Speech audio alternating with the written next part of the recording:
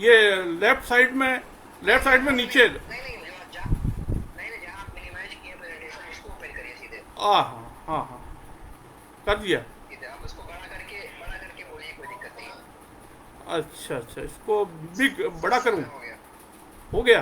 हाँ बड़ा कर लीजिए अब, समय, हाँ समय हो गया, शुरू करिए। नहीं, मुझे क्या पता चलेगा कि ये शुरू हो गया? नहीं मैं बता दूंगा आपको भी थोड़ी देर में, मैं थोड़ी देर पर नोटिफिकेशन आ जाए, मैं फोन कर रहा हूँ आपको। Yes sir. हाँ लाइव।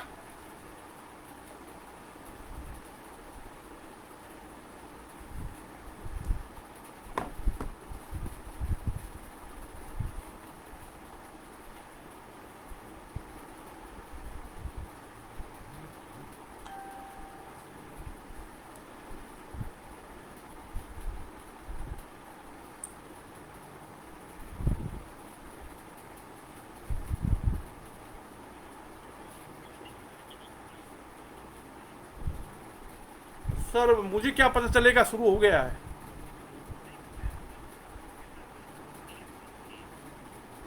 अच्छा। नहीं मेरा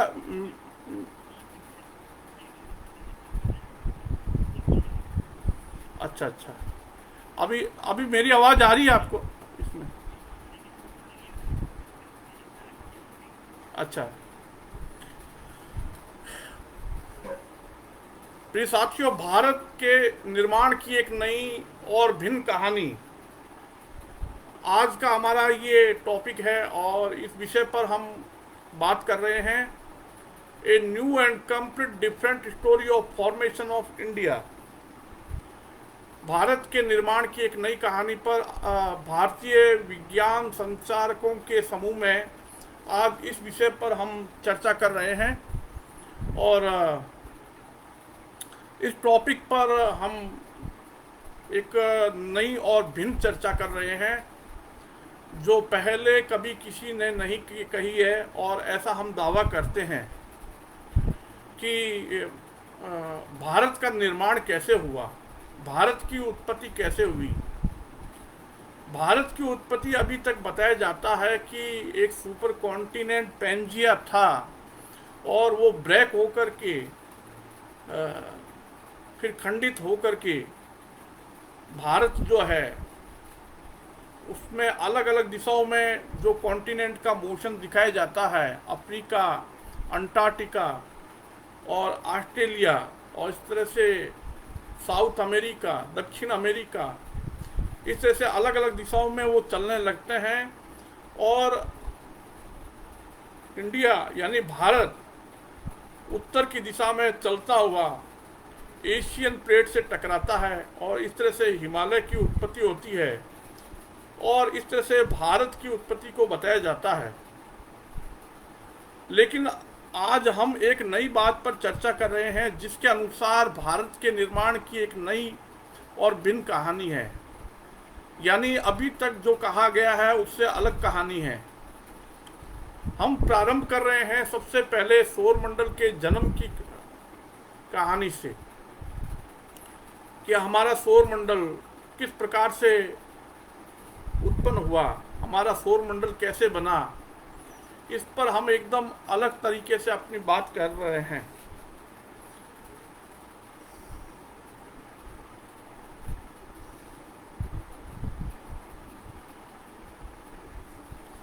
तो हम ये कहना चाहते हैं कि भारत का निर्माण की जो ये नई कहानी, इससे पहले लाप्लास और कांट ने जो अब तक जो थ्योरी दी थी कि किस प्रकार से किस प्रकार से ये नई जो थ्योरी है,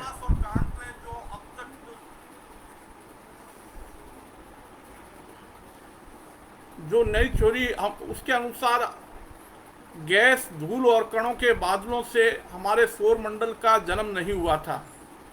यानी हमारे सौरमंडल की उत्पत्ति का एक नया तरीका हम बता रहे हैं। पृथ्वी का जन्म और ग्रहों का जन्म और जितने भी रॉकी और गैस दानव ग्रह है उनका जन्म, इस प्रकार से जो गैस दानव है और गैस जिन planet Jupiter, Saturn, Uranus, Neptune है, और साथ ही क्या है कि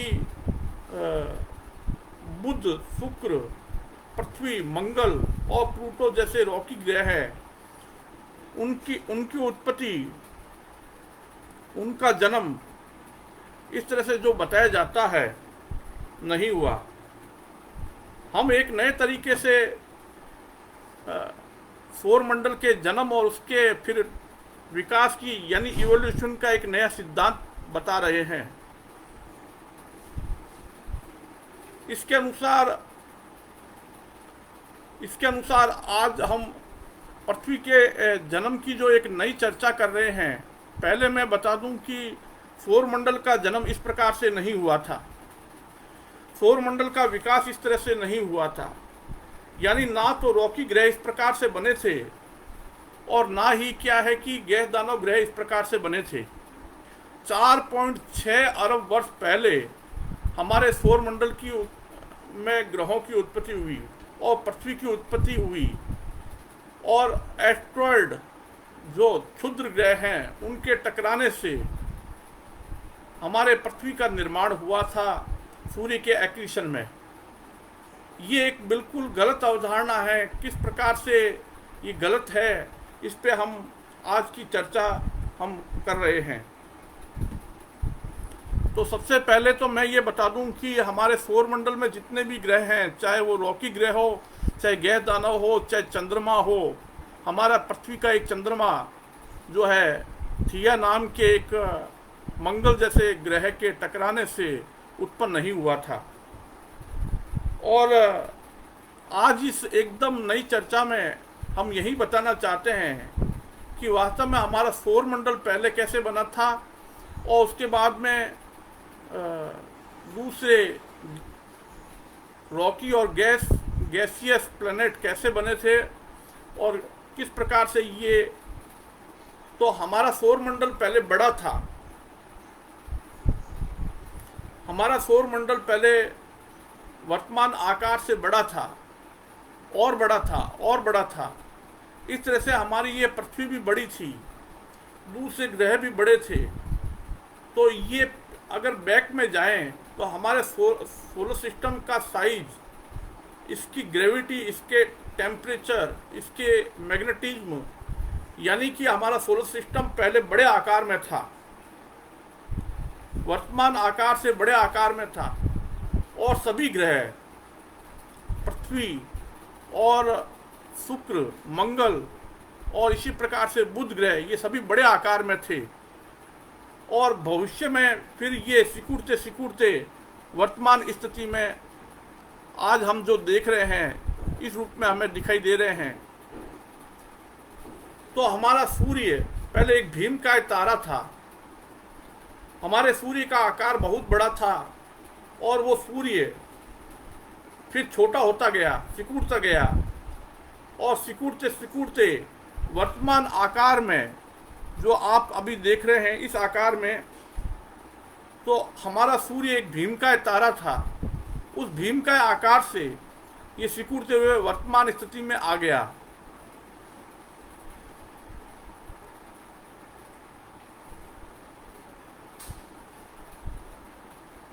तो सूर्य जो है वो बड़े आकार से जब छोटा होता जाता, हमारे सोलर सिस्टम के जितने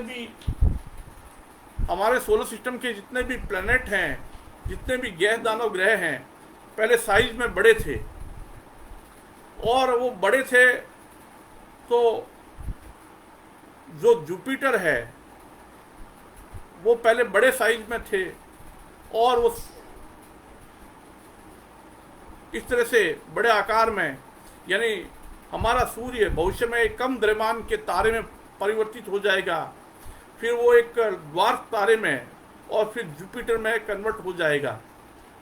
क्योंकि ऐसा कहा जाता रहा है कि जुपिटर एक फेल्ड स्टार है, ऐसा एस्ट्रोनॉमर लोग सोचते हैं।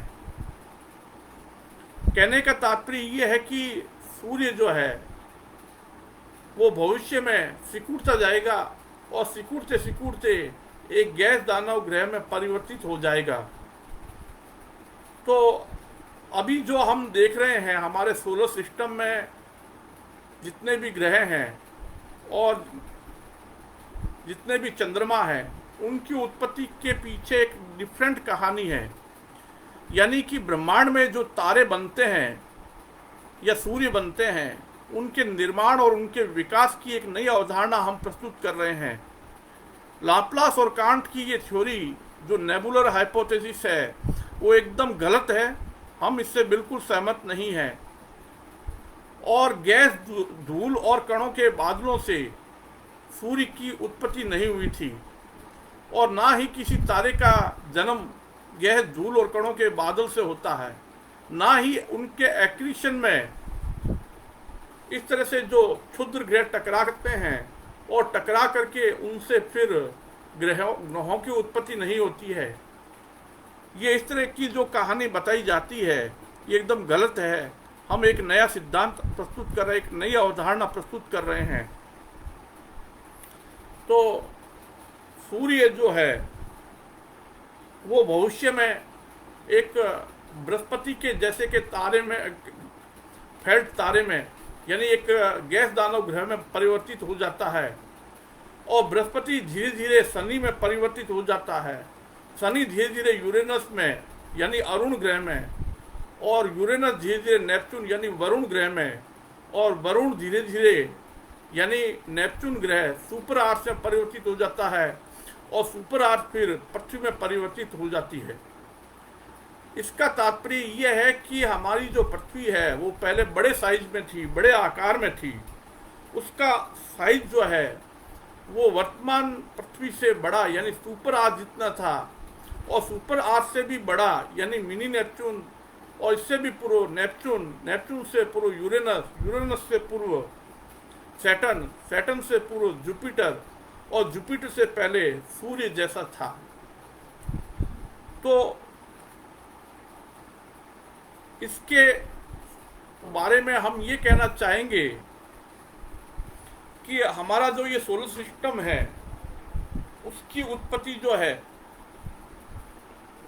अगर हम नासा के केपलर मिशन में ग्रहों की जितने आज तक ग्रह खोजे गए हैं उनके बारे में जांच पड़ताल करते हैं, केपलर मिशन और दूसरे मिशन अभियानों से जो जितने भी ग्रह खोजे गए हैं, अगर उन सभी ग्रहों को एक क्रमिक ढंग से देखा जाए, उनकी स्टडी किया जाए, उनकी ग्रेविटी, मास, टेम्परेचर, वॉल्यूम, रेडियस, साइज और मैग्नेटिज्म सभी का कंपेरेटिव स्टडी किया जाता है, तो ऐसा लगता है कि पृथ्वी के जन्म का तरीका बदल गया है। यानी पृथ्वी का जन्म किस तरह से होता है कि पृथ्वी पहले बड़ी थी, और पृथ्वी का साइज जो है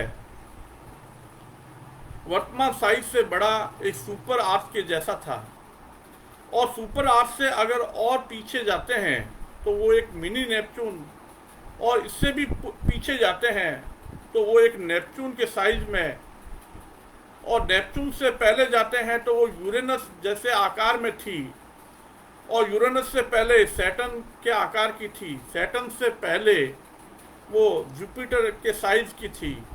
इस तरह से हमारी ये पृथ्वी और पहले जाते हैं तो एक सूर्य जैसे तारे जैसी थी। इस तरह से वो एक बड़े तारे के रूप में थी। कहने का मतलब ये है कि नेबुलर हाइपोथेसिस इज रॉन्ग। अगर हमारा पूरा सोलर सिस्टम है, वो सोलर सिस्टम पहले बड़े साइज में था और भीमकाय आकार में था, उसके चारों ओर परिक्रमा करने वाले सभी ग्रह भी बड़े साइज में थे, चाहे वो पृथ्वी जैसे हो चाहे मंगल जैसे हो, वो बड़े साइज में थे। और इसी प्रकार से शुक्र भी बड़ा था, मरकरी भी बड़ा था, प्लूटो भी बड़ा था, जुपिटर भी बड़ा था। इस तरह से बैक में जाने पर हमारा ये सोलर सिस्टम भीमकाय सोलर सिस्टम के साइज में था। इस तरह से हमारे पृथ्वी का जन्म जो है नेबुलर हाइपोथेसिस के अनुसार नहीं हुआ। यानी कि कांट और लाप्लास की जो ये निहारी का सिद्धांत है, नेबुलर थ्योरी है, ये एकदम गलत है। और इसके पक्ष में हम दे रहे हैं, प्रमाण दे रहे हैं कि इसके कांट और लाप्लास की थ्योरी के विरोध में जो हम प्रमाण दे रहे हैं वो ये है कि अब तक इतने ग्रह खोजे जा चुके हैं। जुपिटर और सैटर्न के बीच के अनेक ग्रह खोजे जा चुके हैं। सैटर्न और यूरेनस के बीच के भी अनेक ग्रह खोजे जा चुके हैं। यूरेनस और नेपच्यून के बीच भी अनेकों ग्रहों की खोज हुई है। नेपच्यून और सुपर आर्च के बीच के भी अनेक ग्रह खोजे जाते रहे हैं और सुपर आर्च और पृथ्वी के बीच भी अनेक ग्रहों के बारे में पता चला है। इससे स्पष्ट होता है कि हमारे पृथ्वी के जन्म की जो नेबुलर हाइपोथेसिस है वो एकदम गलत है और पृथ्वी थोड़ा बड़ा थी और सुपर आर्च थी, सुपर आर्च से भी बड़ी थी और मिनी नेपच्यून से भी बड़ी थी नेपच्यून, और नेपच्यून से भी बड़ी थी यूरेनस के रूप में, और यूरेनस से भी बड़ी सैटर्न के रूप में, सैटर्न से भी बड़ी जुपिटर, और जुपिटर से भी बड़ी थी तो हॉट जुपिटर। और इस तरह से हम और बैक में जाते हैं तो हमें पता चलता है कि ये एक ड्वार्फ तारे की जैसी थी। इससे और बैक में जाते हैं, लो मास स्टार के कई तारे मिले हैं, और उससे और बैक में जाते हैं तो सूर्य जैसी अवस्था में थी। इस तरह से हमारे पृथ्वी अगर बैक में जाते जाएं तो एक भीमकाय तारे के रूप में थी।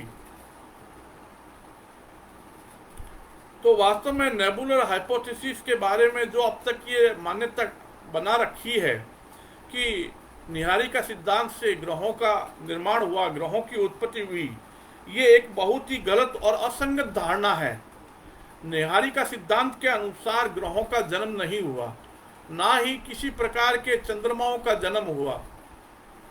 इसी प्रकार से हमारे सोलर सिस्टम के बारे में देखिए, कहा जाता है कि जो रॉकी प्लेनेट है और जो गैस दानव ग्रह हैं, जो जुपिटर, सैटर्न, यूरेनस, नेपच्यून हैं, उनके उत्पत्ति के बारे में अलग अलग सिद्धांत है, जबकि ऐसा नहीं होना चाहिए। दोनों की उत्पत्ति, चाहे रॉकी टेरेस्ट्रियल प्लेनेट हो चाहे गैस दानव ग्रह हो, सभी की उत्पत्ति का एक समान सिद्धांत होना चाहिए, जबकि नेबुलर हाइपोथेसिस इसको गलत ढंग से समझाती है। इसलिए नेबुलर हाइपोथेसिस गलत है। इसी के साथ मैं अब शुरू करता हूँ कि वास्तव में हमारा जो ये सोलर सिस्टम जो है वो वास्तव में एक तरह से क्या है कि सिकुड़ से इस तरह से पृथ्वी का निर्माण हुआ। तो जब पृथ्वी का इस तरह से निर्माण हुआ, इस तरह से एक तारा सिकुड़ता है तो एक गैस दानव ग्रह बनता है, और एक गैस दानव ग्रह जब सिकुड़ता जाता है तो वो धीरे धीरे एक रॉकी प्लेनेट में परिवर्तित हो जाता है, और इस प्रकार से धीरे धीरे पृथ्वी का जन्म होता है। इस चित्र को देखिए ध्यान से, इसमें यह बताया है कि सूर्य जो है वो सूर्य जो अब तक SDO solar dynamics observatory, Soho और स्टीरियो, सोहो से भी जो चित्र मिले हैं, जो वीडियो देखे गए हैं, उन वीडियो को देखने पर सूर्य के चित्रों में ऐसा पता चलता है कि ऐसा लगता है कि ये ट्विस्ट हो रहा है, यानी कि हमारा सूर्य जो है घूर्णन नहीं कर रहा है। इसमें से जो गैस निकलती है, जो इस प्रकार से इसके अंदर से जो प्रकाश निकलता है, रेडिएशन निकलता है, सोलर प्लेट्स निकलती है, जो सन स्पॉट जो है वो मैक्सिमम और मिनिमम होते रहते हैं। एक पूरे सौर चक्र में सूर्य जो है वो कस जाता है, ट्विस्ट हो जाता है, टाइट हो जाता है। इस तरह से सूर्य के इन चित्रों को आप ध्यान से देखिए। सूर्य के इन चित्रों से मालूम पड़ता है इसकी सतह पर जो ये सलवटें पड़ रही है, जो ये निशान है, और इस प्रकार से सूर्य के चित्रों में जो ये इस प्रकार से सोलर फ्लेयर निकलते हुए दिखाई जाती है, और कोरोनल मास इजेक्शन होता है। इस प्रकार से सूर्य के अंदर से प्रकाश, विकिरण और ध्वनि भी निकलती है, वो ट्विस्ट और टाइट होने से निकलती है। सूर्य क्या है कि पूरे एक सौर चक्र में पूरा ट्विस्ट हो जाता है, कस जाता है, एक तौलिए की भांति निचोड़ा जाता है। एक गीले तौलिए को जैसे निचोड़ते हैं उस तरह से निचोड़ा जाता है। इसके कारण से इसके अंदर से पदार्थ यानी द्रव्य, प्रकाश और विकिरण बाहर निकलते हैं। तो सूर्य के अंदर से ये जो प्रकाश, विकिरण और इस प्रकार से जो लाइट निकलती है, इस प्रकार से जो निकलते हुए दिखाया जाता है, इन चित्रों से मालूम पड़ता है कि सूर्य वास्तव में घूर्णन नहीं करता है, और सूर्य के जो मैग्नेटिक फील्ड जो है पूरे एक सौर चक्र में रिवर्स हो जाता है, नॉर्थ पोल और साउथ पोल परिवर्तित हो जाते हैं, इंटरचेंज हो जाते हैं। इसी प्रकार से सूर्य का आकार भी जो है वो भी आकृति भी है वो बदलती है। सूर्य जो है वो इस तरह से, तो सूर्य के ऊपर जो ये दिखाया गया है कि इसमें डिफरेंशियल रोटेशन भी होता है, और डिफरेंशियल रोटेशन के कारण इक्वेटर पर जो सूर्य की रोटेशन स्पीड है और पोल के तरफ जाते हुए जो स्पीड है उसमें अंतर होता है। इस तरह से सूर्य जो है वास्तव में ट्विस्ट और टाइट होने से इस प्रकार से डिफरेंशियल रोटेशन उत्पन्न होता है। अगर आप सौरमंडल के दूसरे ग्रहों को भी देखें, सौरमंडल के अन्य ग्रहों को देखें, जैसे बृहस्पति ग्रह को अगर आप देखेंगे तो उसकी सतह पर जो गैसों के मूवमेंट को देखते हैं, तो सौरमंडल में हमारे सबसे बड़े ग्रह जिसको जुपिटर कहते हैं बहुत बड़ा ग्रह है, और ये इस ग्रह पर जो वायुमंडल का मोशन है जो इस प्रकार से दिखाया जाता है कि अलग अलग डायरेक्शन में, क्योंकि इसमें जो डिफरेंशियल रोटेशन जोनल रोटेशन होता है इसके कारण अलग अलग लेटीट्यूड पर अलग अलग स्पीड से गैसेज मूवमेंट होती है, और इस प्रकार से विपरीत दिशा में चलते हुए इस तरह से आप इसके वीडियो को भी देख सकते हैं। और नॉर्थ पोल और साउथ पोल पर आप इसके जो ये मूवमेंट होता है, इसमें ये अपोजिट मूवमेंट होता है। अगर बृहस्पति ग्रह के नॉर्थ पोल को देखें और इसके साउथ पोल को देखें तो दोनों पर क्या है कि मूवमेंट जो है वो अपोजिट डायरेक्शन में होती है।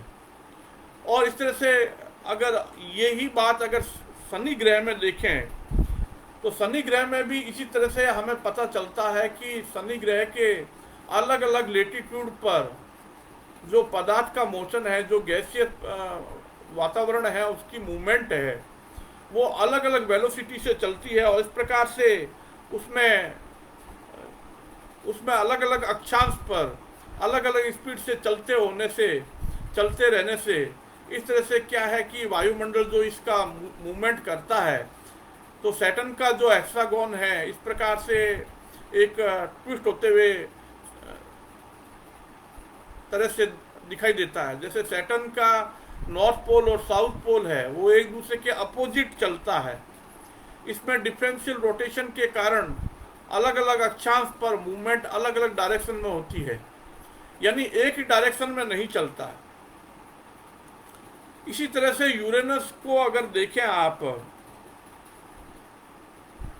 इसी प्रकार से यूरेनस में अगर आप देखें तो उसके अलग अलग अक्षांश पर जो मूवमेंट है उसके एंटायर एटमॉस्फेयर में जो मोशन है इस प्रकार से जो चल रहा है, तो इस प्रकार से चलने से उसके पोल पर अलग डायरेक्शन में अपोजिट डायरेक्शन में मूवमेंट होने से, ये देखिए इस प्रकार से आप देख रहे हैं इस चित्र को जिसमें यूरेनस के अलग अलग अक्षांश पर अलग अलग वेलोसिटी से वायुमंडल चलता है, तो उसके कारण जो ये आप इसमें मूवमेंट देखते हैं, तो ये एक प्रकार का एक सोचने वाली बात है कि ये अपोजिट डायरेक्शन में क्यों चलते हैं। इसी प्रकार से आप नेपच्यून को भी देखिए। अगर आप नेपच्यून ग्रह को देखें, अगर नेपच्यून ग्रह को देखें तो इसके भी अलग अलग अक्षांश पर अलग अलग वेलोसिटी से इसके पदार्थ में मूवमेंट होती है। कहने का मतलब ये है कि नेपच्यून के नॉर्थ पोल, साउथ पोल और इक्वेटोरियल पार्ट में जो ये इस प्रकार से अलग अलग लेटीट्यूड पर डिफरेंशियल रोटेशन होता है, वो ये दर्शाता है कि वास्तव में ऐसा एक तरह से डिफरेंशियल रोटेशन ये दर्शाता है कि वास्तव में नेपच्यून, यूरेनस, सैटर्न, जुपिटर एक प्रकार से ट्विस्ट हो रहे हैं, टाइट हो रहे हैं। अब अगर आप ये ही इसका कंपेयर करते हुए अगर आप इसको पृथ्वी के वायुमंडल में देखें तो पृथ्वी का वायुमंडल एक रोटेशन की डायरेक्शन में नहीं चलता। मेरे कहने का मतलब ये है कि आप जुपिटर, सैटर्न, यूरेनस, नेपच्यून और इस प्रकार से फिर पृथ्वी के क्रमिक इस तरह से अगर क्रम में देखें तो ये ही डिफरेंशियल रोटेशन के कारण हवाओं में मोशन जो है पृथ्वी में एक ही डायरेक्शन में नहीं चलता। और आगे बढ़ते हैं हम, तो इस प्रकार से पृथ्वी पर डिफरेंशियल रोटेशन का प्रभाव वायुमंडल पर दिखाई देता है। यानी वायुमंडल के सभी पूरा जो एटमॉस्फेयर है वो एक डायरेक्शन में नहीं चलता। हमारे कहने का मतलब ये है कि जुपिटर, सैटर्न, यूरेनस, नेपच्यून में जो मूवमेंट होता है वही मूवमेंट अगर हम पृथ्वी में क्रमिक ढंग से देखें तो ये एक सोचने वाली बात हो जाती है कि वास्तव में क्या पृथ्वी जो है इसमें भी ट्विस्टिंग होता है। और इस तरह से देखिए कि ये डिफरेंशियल रोटेशन महासागरों के पानी पर भी प्रभाव डालता है। यानी ओशियन करंट पर, वाटर करंट पर भी इस ट्विस्टिंग का प्रभाव होता है। ऐसा कोरियोलिस फोर्स के कारण नहीं होता, क्योंकि हम पृथ्वी के जन्म के नए थ्योरी को बता रहे हैं कि पृथ्वी का जन्म जो है लाप्लास और कांट की नेबुलर हाइपोथेसिस के अनुसार नहीं होता।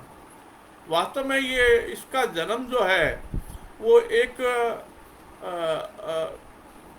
ट्रांसफॉर्मेशन थ्योरी यानी कन्वर्जन थ्योरी के अनुसार होता है। यानी जुपिटर अनंत काल के लिए जुपिटर नहीं रहेगा, सैटर्न अनंत काल तक सैटर्न नहीं रहेगा, यूरेनस और नेपच्यून भी अनंत काल तक उसी अवस्था में नहीं रहेंगे। इस तरह से इनमें परिवर्तन हो रहा है, इनमें रासायनिक परिवर्तन हो रहा है, इनमें भौतिक परिवर्तन हो रहा है, ये स्थिर नहीं है। जुपिटर का कोई भविष्य है, सैटर्न का भी भविष्य है, यूरेनस और नेपच्यून भी भविष्य में इस अवस्था में नहीं रहेंगे। अभी हाल ही में खगोल शास्त्रियों ने खोज किया है कि एक मंद पड़ते तारे के चारों ओर परिक्रमा करते मिनी नेपच्यून में परिवर्तन हुआ और वो मिनी नेपच्यून से सुपर 8 में परिवर्तित हो रहा है। इस तरह से अगर हम आगे बढ़ें तो हमारे इस ग्रह पर जो हम वायुमंडल और इस प्रकार से वायुमंडल और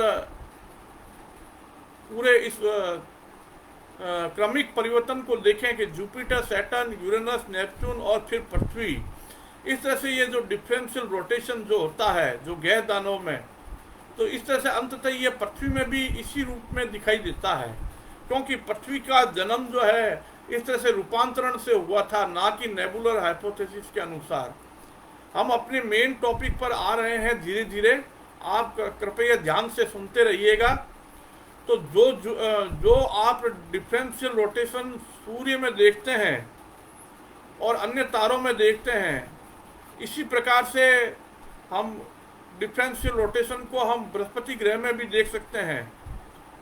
और इसी प्रकार का डिफरेंशियल रोटेशन यानी अलग अलग अक्षांश, अलग अलग लेटीट्यूड पर अलग अलग वेलोसिटी से पदार्थ की एटमॉस्फेयर की मोशन आगे जाके सैटर्न में, फिर यूरेनस में, फिर नेपच्यून में, और अंततः हमारे इस पृथ्वी ग्रह के सॉलिड क्रस्ट का फॉर्मेशन जब होता है तो इस तरह से धीमी गति से जो सॉलिडिफिकेशन के परिणाम स्वरूप अफ्रीका और साउथ अमेरिका की जो ये शेप दिखती है, ये इस प्रकार से जो दक्षिण अमेरिका और अफ्रीका की जो ये आप आकृति देखते हैं, इसके पीछे मुख्य कारण ये डिफरेंशियल रोटेशन है जिसने ये इस प्रकार की आकृति इन महाद्वीपों को प्रदान की।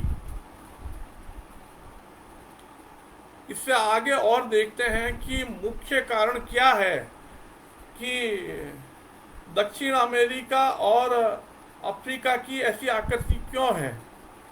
अलग अलग महाद्वीपों की आकृति को अगर ध्यान से देखें और उनको डिफरेंशियल रोटेशन के क्रमिक एक परिवर्तन के रूप में देखें तो जुपिटर, सैटर्न, यूरेनस, नेपच्यून और इस प्रकार से सुपर 8 से अर्थ, हमारी जो ये पृथ्वी जो उत्पन्न हुई, इस प्रकार से परिवर्तन से हमारी ये जो पृथ्वी का निर्माण हुआ, इसी तरह से धीरे धीरे सॉलिडिफिकेशन होता गया, वायुमंडल बनता गया, पानी की उत्पत्ति हुई।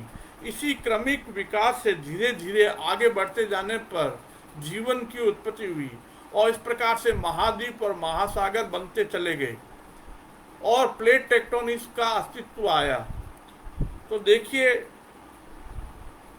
अगर हम बृहस्पति ग्रह को ध्यान से देखें और उसके अलग अलग अक्षांश पर, अलग अलग लेटीट्यूड पर पूरे एटमॉस्फेयर के मोशन को नोट करें तो कुछ ऐसा ही पृथ्वी में था। यानी कहने का मतलब यह है कि हमारी जो ये पृथ्वी जो है, पहले एक बहुत बड़े भीमकाय गैस दानव ग्रह यानी जुपिटर जैसी थी।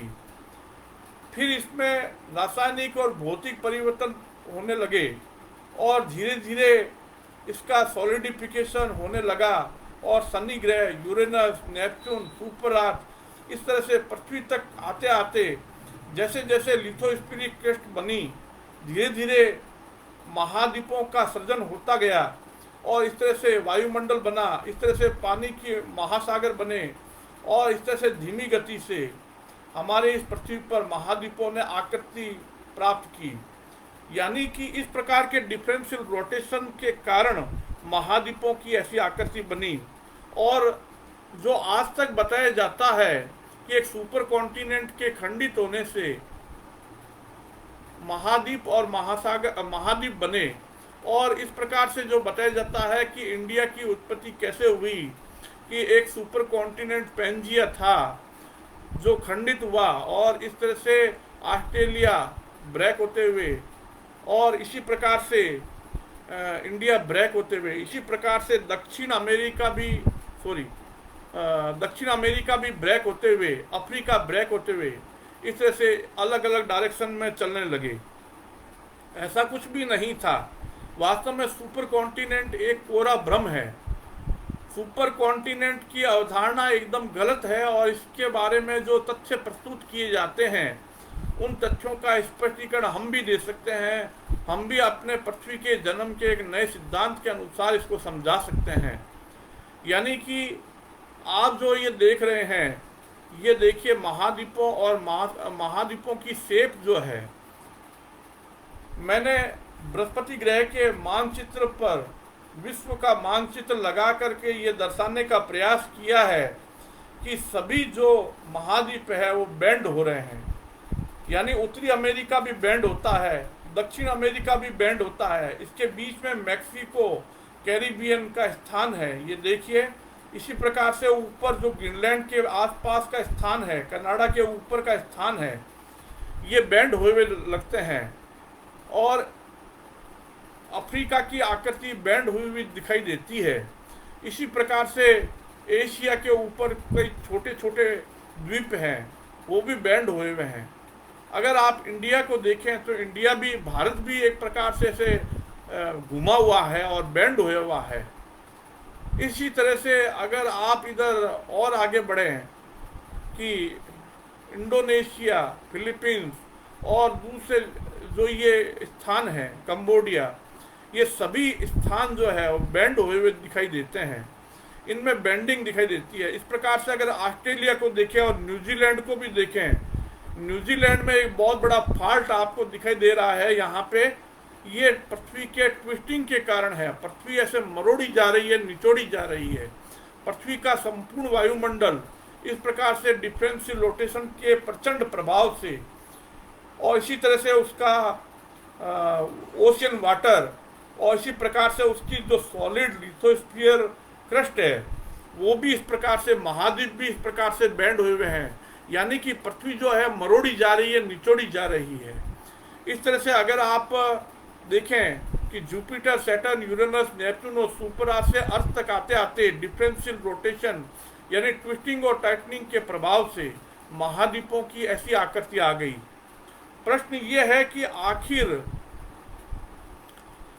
आखिर ये इसका संबंध भारत के निर्माण से कैसे है? तो महाद्वीप कैसे बने, इसकी एक लॉन्ग प्रोसेस है, एक बहुत लंबी प्रक्रिया है।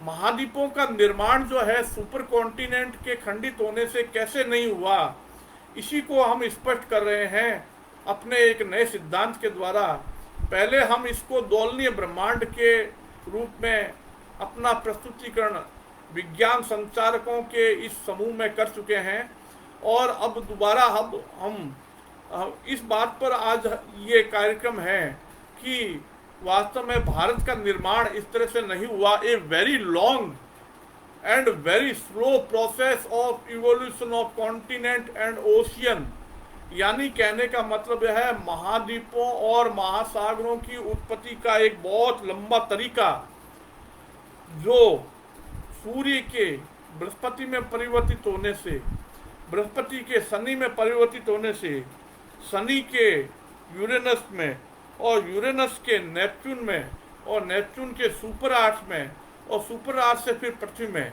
इस तरह से महाद्वीपों का विकास हुआ था। इस तरह से प्लेट टेक्टोनिक्स का विकास हुआ था।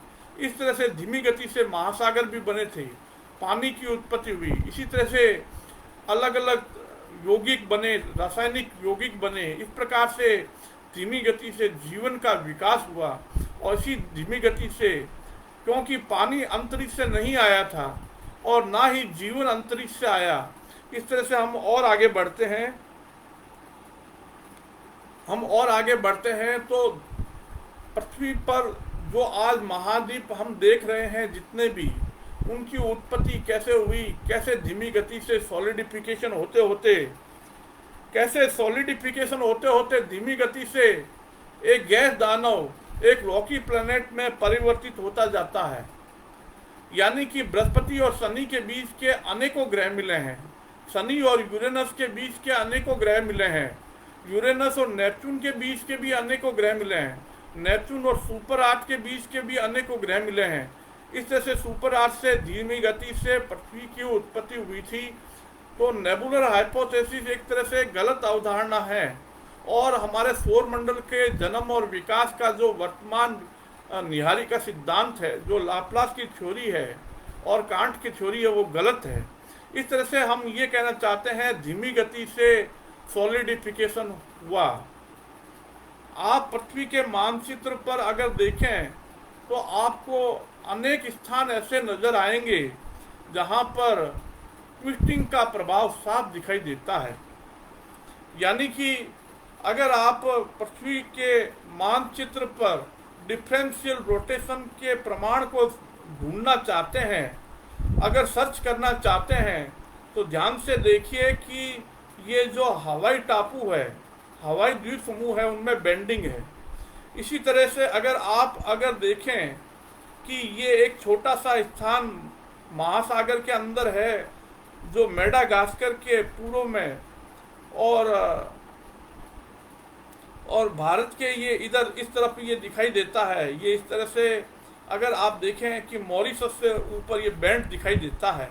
इस तरह से मैंने अनेकों स्थान बताए हैं, जैसे नोविया जेमेलिया जो रूस के ऊपर है। इसी प्रकार से अगर दक्षिण अमेरिका और अंटार्कटिका के बीच में ड्रैग पैसेज को देखें तो वहाँ पर भी हमें बेंडिंग का निशान दिखाई देता है। अगर दक्षिण अमेरिका को देखें ध्यान से, वो भी मुड़ा हुआ है। और इसी प्रकार से उत्तरी अमेरिका भी एक तरह से बेंड हुआ है। और आगे बढ़ते हैं, अगर अंटार्कटिका की शेप को ध्यान से देखें तो उस पर डिफरेंशियल रोटेशन यानी ट्विस्टिंग का प्रभाव साफ दिखाई देता है।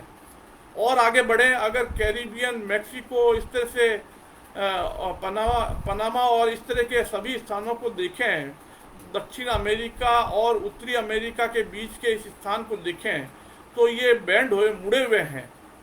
अगर कनाडा के ऊपर भी देखें, ग्रीनलैंड के पास में देखें, तो यहाँ पर भी बेंडिंग का स्पष्ट प्रमाण दिखाई देता है। और अगर न्यूजीलैंड को देखो, आप अगर न्यूजीलैंड को देखो तो देखिए इसमें फॉल्ट है, यानी पृथ्वी घूर्णन नहीं करती, पृथ्वी पर ट्विस्टिंग का प्रभाव है। क्योंकि उसके वायुमंडल पर भी अगर हम देखें तो वायुमंडल रोटेशन की डायरेक्शन में नहीं चलता, अपोजिट डायरेक्शन में चलता है। और आगे बढ़े, अगर दक्षिण अमेरिका को ध्यान से देखें तो वास्तव में अफ्रीका को अगर ध्यान से देखें तो अफ्रीका भी बैंड हुआ है। इसी तरह से इंडोनेशिया, कंबोडिया और फिलीपींस और इस प्रकार से ये इन स्थानों को देखें तो यहाँ पर भी बेंडिंग के इफेक्ट को देखा जा सकता है। ऑस्ट्रेलिया भी इस तरह से अगर संरचना देखें ऑस्ट्रेलिया की, इस तरह से अगर इंडिया को देखें तो इंडिया एक तरह से बैंड हुआ है, और मिड अटलांटिक रिज जो अफ्रीका और साउथ अमेरिका के बीच में, उत्तरी अमेरिका के बीच में ये जो मिड अटलांटिक रिज है, ये एक प्रकार से एस प्रकार के शेप की तरह है। इस तरह से और आगे देखने पर अफ्रीका और सभी की आकृति, इन सभी पर डिफरेंशियल रोटेशन का प्रभाव है, इन सभी पर ट्विस्टिंग का प्रभाव है। और आगे बढ़ने पर हम देखते हैं कि वास्तव में अगर ऐसा था कि पृथ्वी पर महाद्वीप और महासागरों का निर्माण ऐसे हुआ, और पृथ्वी इस प्रकार से, पृथ्वी पर जो महाद्वीपों की आकृति ऐसी हुई, तो वास्तव में ये आकृति क्यों हुई?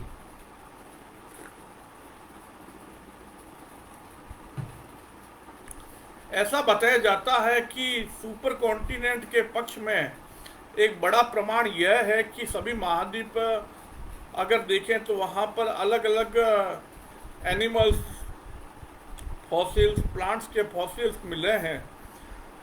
उनको देखने पर पता चलता है कि ये महाद्वीप कभी आपस में जुड़े हुए थे।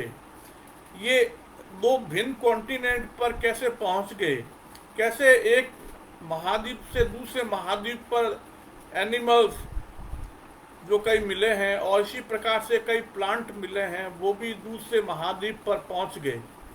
जैसे साउथ अमेरिका में जो जानवर और जिस प्रकार से पेड़ पौधे मिले हैं, वही अफ्रीका में भी, मेडागास्कर में भी, इस प्रकार से इंडिया में भी, इसी प्रकार से अंटार्कटिका के कुछ हिस्से में और ऑस्ट्रेलिया में भी इसी प्रकार से ये पेड़ पौधे और जानवर मिले हैं। लेकिन हमारे पास भी इसका प्रमाण है, हमारे पास भी इसका स्पष्टीकरण है कि हम अपनी ट्विस्टिंग थ्योरी से, हम अपने ये परिवर्तन के सिद्धांत से कि पृथ्वी का जन्म इस प्रकार से हुआ और इस प्रकार से डिफरेंशियल रोटेशन ने महाद्वीपों को सेब दी, तो फिर ये जानवर दो अलग अलग महाद्वीपों पर कैसे पहुंच गए, और पेड़ पौधे क्यों वहां पर मिले एक जैसे, और ये जानवर अलग अलग महाद्वीपों पर किस तरह से पहुंच गए। हम अपने इस अगले चित्र में यही बात को समझा रहे हैं कि ये जो आप देख रहे हैं अलग अलग महाद्वीपों पर जो फॉसिल्स है मिले हैं, जो प्लांट्स मिले हैं, इस तरह से आप जो देखते हैं कि लॉन्ग टाइम डिफरेंशियल रोटेशन, यानी लंबे समय तक डिफरेंशियल रोटेशन के चलते रहने से क्लॉकवाइज और काउंटर क्लॉकवाइज, यानी कि वामावर्त और दक्षिणावर्त लगातार अपोजिट डायरेक्शन में पदार्थ के चलने से इस प्रकार से एक द्वीप को, एक महाद्वीप को क्रॉस करके दूसरे महाद्वीप पर प्लांट्स और फॉसिल्स जो है वो इस प्रकार से एनिमल पहुंच गए। ये एक बहुत धीमी और लंबी प्रक्रिया है, बहुत हजारों लाखों वर्षों में होने वाली प्रक्रिया है। इसलिए हमारे पास भी इसका स्पष्टीकरण है कि वास्तव में एक जैसे पेड़ पौधे, एक जैसे जानवर दो अलग अलग या अलग अलग महाद्वीपों पर कैसे पाए जाते हैं। तो सुपर कॉन्टिनेंट की जो अवधारणा है, जो कहा जाता है कि पैंजिया जैसा एक बड़ा द्वीप था, महाद्वीप था, और वो महाद्वीप टूटा और एक लॉरेशिया बन गया, एक गोंडवाना बन गया, फिर वो आगे और इस तरह से खंडित होते हुए आगे दूसरे महाद्वीपों में खंडित होते हुए धीरे धीरे वर्तमान आकार में, वर्तमान स्थिति में आ गया। तो देखिए कि पैंजिया जैसा कुछ भी नहीं था हमारे अनुसार। हमारे अनुसार सुपर कॉन्टिनेंट की थ्योरी एक भ्रम है, सुपर कॉन्टिनेंट केवल एक इल्यूजन है।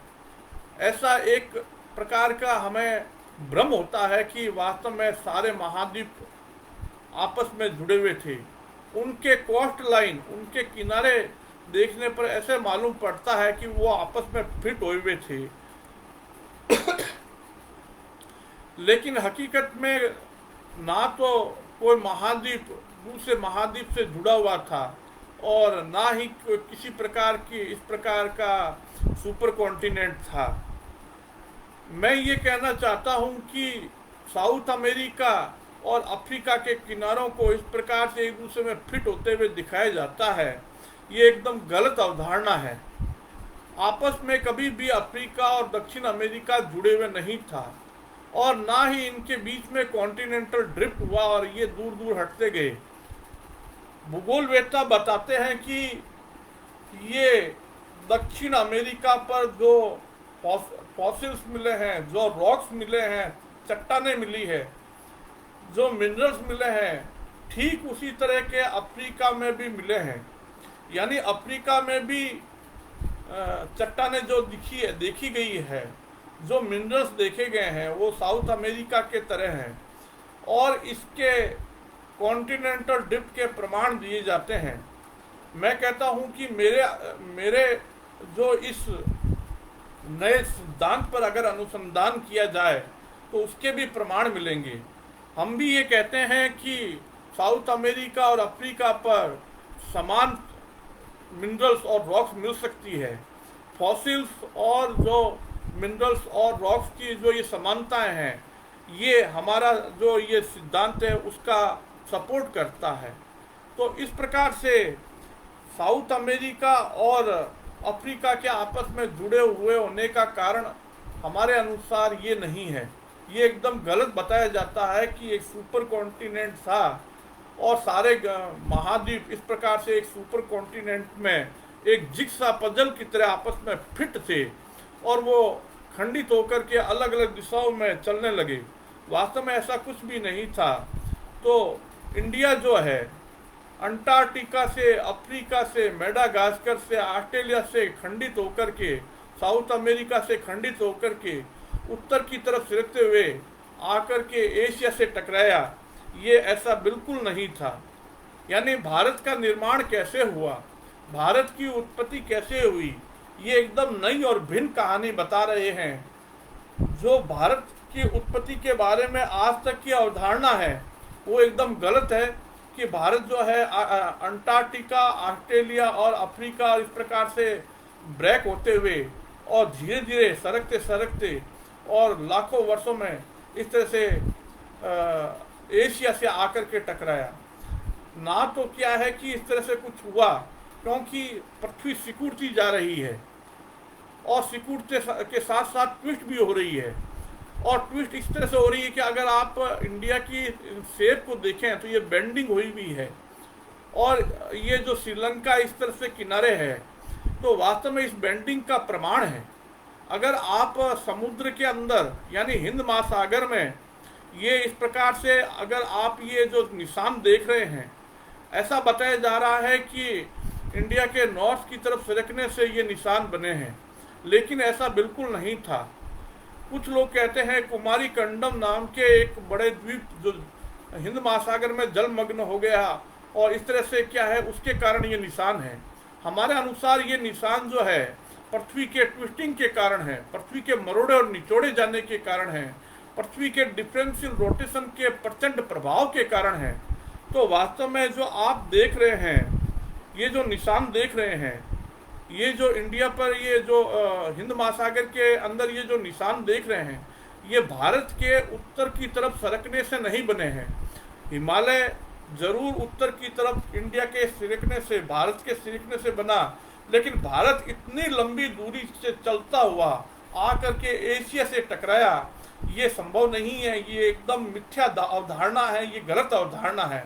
हाँ, ये जरूर है कि भारत जो है वो धीमी गति से उत्तर की तरफ उस पर फोर्स लग रहा है, लेकिन भारत पर पूर्व की दिशा में भी फोर्स लग रहा है और पश्चिम की दिशा में भी फोर्स लग रहा है और दक्षिण की दिशा में भी फोर्स लग रहा है। यानी कि हिमालय लगातार ऊपर नहीं उठ रहा है, केवल और केवल मात्र ऊपर नहीं उठ रहा है, बल्कि आप अगर देखें कि इंडिया को इस तरह से दिखाया जाता है कि इंडिया जो है वो अंटार्कटिका से, अफ्रीका से, मेडागास्कर से, ऑस्ट्रेलिया से खंडित होता हुआ धीरे धीरे नॉर्थ की तरफ चला। इस तरह से ये एकदम गलत दिखाया जाता है। ये एक केवल अवधारणा जो बताई जाती है गलत है। अगर भूगोलवेत्ता कहते हैं कि हमारे पास में इसके प्रमाण हैं, तो मैं कहता हूँ मेरे पास में इस बात का प्रमाण है कि वास्तव में पृथ्वी के ट्विस्ट और टाइट होने से, सिकुड़ने से, इस तरह से धीमी गति से भारत अपने स्थान, जो उसका मूल स्थान अंटार्कटिका के पास नहीं था, ना सुपर कॉन्टिनेंट जैसा कुछ भी नहीं था, यानी भारत टकराया जरूर एशिया से और तिब्बतियन प्लेट के अंदर घुसा जरूर, लेकिन इस तरह से लंबी दूरी से भारत चलता हुआ और इस तरह से अंततः एशिया से टकराया, ये एकदम गलत अवधारणा है। इस तरह से भारत का निर्माण ऐसे नहीं हुआ, बल्कि डिफरेंशियल रोटेशन और ट्विस्टिंग के प्रभाव से भारत की उत्पत्ति हुई। यानी भारत की उत्पत्ति का हम जो तरीका बता रहे हैं, लंबे समय तक इस तरह से जो आपको ये जो भारत पे ये जो निशान दिखाई देते हैं बेंडिंग के, गुजरात में देखिए और श्रीलंका को देखिए, ये जो आप अरावली पर्वतमाला में भी थोड़ा बेंडिंग है, हिमालय में भी थोड़ा बेंडिंग है। इस तरह से अगर आप इंडिया को, भारत को अगर देखें तो भारत ऐसे मुड़ा हुआ है और कई नदियां जो है वो बंगाल की खाड़ी की तरफ मुड़ गई, और कई इस तरह से जो आप भूकंपों के जो निशान हैं वो सभी बताते हैं। और इस प्रकार से ये लगातार चक्रवात आते रहते हैं, और इस तरह से चक्रवात जो आते हैं वो सभी इंडिया को बेंड करते हैं, ट्विस्ट करते हैं, मरोड़ते हैं। यानी कि हमारी ये पृथ्वी जो है घूर्णन ना करके बेंडिंग और ट्विस्टिंग होती है। इसके कारण इंडिया भारत बार बार हिमालय की ओर फोर्स अनुभव करता है। इसी तरह से क्या है कि बार बार जो ये डिफरेंशियल रोटेशन का प्रभाव है, प्रचंड प्रभाव है, इसी ने भारत की उत्पत्ति की, इसी से भारत का जन्म हुआ, इसी से भारत का निर्माण हुआ। तो ये भारत का निर्माण की जो अब तक बताया जाता है कि सुपर कॉन्टिनेंट के खंडित होने से इस तरह से भारत जो है अंटार्कटिका और ऑस्ट्रेलिया इससे ब्रेक होकर के, और अफ्रीका से ब्रेक होकर के, इस तरह से मेडागास्कर से ब्रेक होकर के, ऐसा बताया जाता है कि मेडागास्कर और भारत के कुछ स्थानों में काफ़ी समानताएं हैं, हम उसका सपोर्ट करते हैं, लेकिन वो सुपर कॉन्टिनेंट के खंडित होने से नहीं हुई। उसका कारण अलग है। डिफरेंशियल रोटेशन के प्रभाव के, प्रचंड प्रभाव के कारण भारत में और मेडागास्कर में और अफ्रीका में और ऑस्ट्रेलिया में समानताएं हैं, रॉक्स की समानताएं हैं, मिनरल्स की समानताएं हैं, और पेड़ पौधे और फॉसिल्स की समानताएं हैं, हम उसका सपोर्ट करते हैं। इस तरह से आप जो ये देख रहे हैं, इस चित्र को देख रहे हैं, इसमें इंडिया यानी भारत जो है पूर्व की दिशा की तरफ भी बल अनुभव करता है और उत्तर की तरफ भी बल अनुभव करता है, फील करता है, और इस तरह से पश्चिम की तरफ भी और दक्षिण की तरफ भी। कारण ये है कि जो इंडियन टेक्टोनिक प्लेट है वो एक तरह से वाइब्रेट कर रही है, एक तरह से उस पर ट्विस्टिंग का प्रभाव है। इसके कारण वो नॉर्थ की तरफ चलती है, और इसके कारण लगातार नॉर्थ की तरफ नहीं चलती, यानी कि हिमालय लगातार ऊपर नहीं उठ रहा है, बल्कि हिमालय नीचे भी होता है और वापस ऊपर भी थोड़ा उठता है। अगर इसके पक्ष में अगर आप ऑब्जर्वेशन डाटा कलेक्ट करें तो इसके प्रमाण मिल सकते हैं कि भारत जो है वो एशिया से टकराया तो हिमालय लगातार ऊपर उठ नहीं रहा है, बल्कि थोड़ा उत्तर की तरफ बढ़ता है, थोड़ा दक्षिण की तरफ बढ़ता है, पश्चिम की तरफ भी बढ़ता है। इसी के कारण अर्थक्वेक आते हैं, इसी के कारण इंडिया बैंड हो गया, और इस तरह से इंडिया के बैंड होने से जो श्रीलंका है वो इस साइड में जो दिखाई देता है, उसका कारण डिफरेंशियल रोटेशन और ट्विस्टिंग के प्रभाव के कारण है। अब हम इस थ्योरी के पक्ष में कुछ ऐसी बातें कह रहे हैं जो आप दूसरे ग्रहों में भी देख सकते हैं और पृथ्वी में भी देख सकते हैं। हम ये कहना चाहते हैं कि हमारे पृथ्वी पर जितने भी द्वीप हैं, जितने भी महाद्वीप हैं, छोटे बड़े द्वीप हैं, वहाँ पे ट्विस्टिंग के प्रभाव को आप स्पष्ट रूप से देख सकते हैं, उनके प्रमाण देख सकते हैं, उनके प्रभाव देख सकते हैं। तो अगर आप अंटार्कटिका की आकृति को ध्यान से देखें, इसी प्रकार से नॉर्थ पोल के जितने भी ग्रीनलैंड है, कनाडा के ऊपर के स्थान हैं और छोटे छोटे द्वीप है, यानी नॉर्थ पोल और साउथ पोल, पृथ्वी के उत्तरी और दक्षिण ध्रुव को देखें तो वहाँ पर डिफरेंशियल रोटेशन के प्रभाव दिखाई देते हैं। जैसे हम जुपिटर में देखते हैं, सैटर्न में देखते हैं, यूरेनस और नेपच्यून में देखते हैं, उसी तरह के प्रभाव जो है हम पृथ्वी में भी देख सकते हैं। कहने का मतलब ये है कि अंटार्कटिका की आकृति का ऐसा कारण क्या है, अंटार्कटिका की ऐसी स्थिति क्यों बनी। इसके पीछे कारण ये है कि जो सैटर्न में हमें दिखाई देता है उसके पोल पर मोशन दिखाई देता है, जो जुपिटर के पोल्स पर अपोजिट मोशन दिखाई देता है, सैटर्न के पोल्स पर अपोजिट मोशन दिखाई देता है, या यूरेनस नेपच्यून में दिखाई देता है।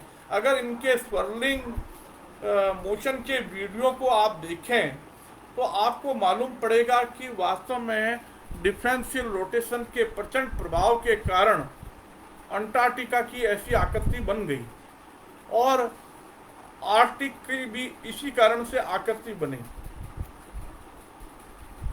इस तरह से कहने का मतलब ये है कि अगर आप दूसरे ग्रहों में जो मोशन चल रहा है उसका कंपैरिजन पृथ्वी पर भी अगर उसका कंपैरिजन करें, अगर आप पृथ्वी पर भी उसका, जैसे अगर आप शनि ग्रह के नॉर्थ पोल और साउथ पोल को देखें, अगर शनि ग्रह के नॉर्थ पोल और साउथ पोल को देखें तो वो इस प्रकार की अगर कंपेयर पृथ्वी के साथ करें तो वास्तव में उसका कारण ये बनता है कि लगातार डिफरेंशियल रोटेशन के प्रभाव से उनकी ऐसी आकृति बनी।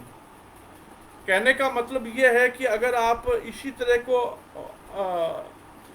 तरह के डिफरेंशियल प्रभाव को अगर बृहस्पति और शनि ग्रहों में देखें और यूरेनस नेपच्यून में देखें तो वहाँ पर भी इसका प्रभाव आप देख सकते हैं।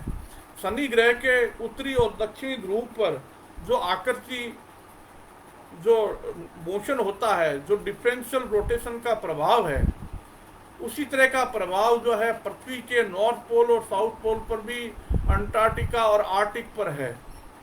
इस तरह से अगर आप ध्यान से नोट करें तो अंटार्कटिका की ऐसी आकृति सुपर कॉन्टिनेंट के ब्रेक होने से नहीं हुई, यानी सुपर कॉन्टिनेंट जैसा कुछ था ही नहीं।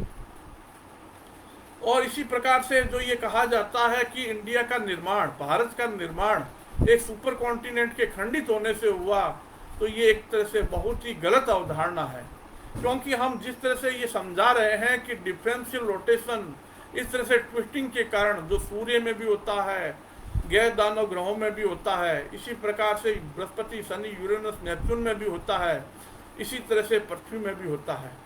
तो अगर आप शनि ग्रह के नॉर्थ पोल और साउथ पोल को देखें, यूरेनस के भी नॉर्थ पोल और साउथ पोल को देखें, तो हमें समझ में आता है कि अंटार्कटिका की ऐसी आकृति के पीछे मूल कारण जो है वो डिफरेंशियल रोटेशन यानी ट्विस्टिंग और टाइटनिंग का प्रभाव के कारण है। पृथ्वी पर जितने भी चक्रवात और प्रति चक्रवात आते हैं, साइक्लोन और काउंटर साइक्लोन आते हैं, उनके पीछे कारण दिया जाता है कि वो कोरियोलिस फोर्स के प्रभाव से जो पृथ्वी के रोटेशन से पैदा होता एक सूडो बल है, एक आभासी बल है।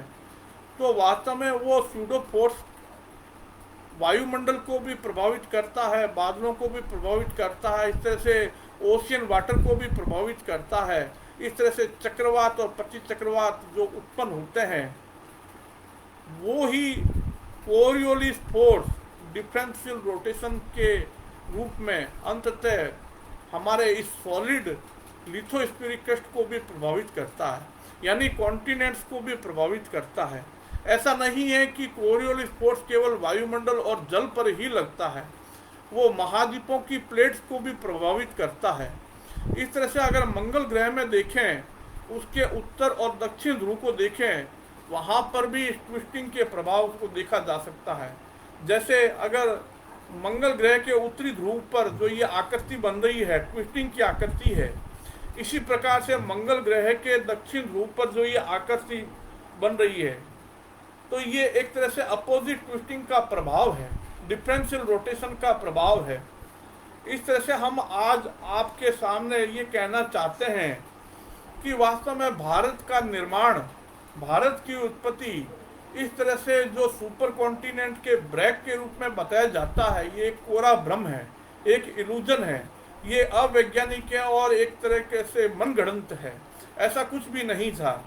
भारत का निर्माण, भारत की उत्पत्ति बहुत लंबी प्रक्रिया से हुआ।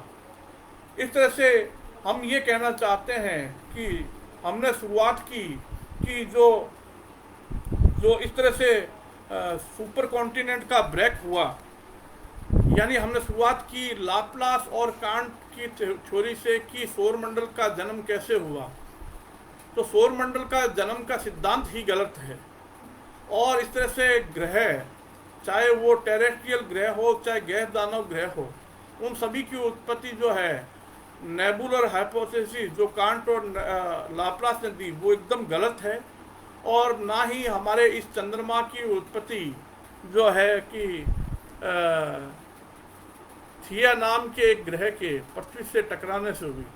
चंद्रमा की उत्पत्ति कैसे हुई, मंगल के 2 चंद्रमा कैसे बने, बृहस्पति के जो 79 चंद्रमा वो कैसे बने, और इसी प्रकार से शनि के जो 82 चंद्रमा वो कैसे बने, इन सभी के बारे में, इसी प्रकार से यूरेनस के जो 27 चंद्रमा है या नेपच्यून के जो 14 चंद्रमा है वो इस तरह से कैसे बने, इसके बारे में गलत बताया जाता है। ये एक गलत अवधारणा है।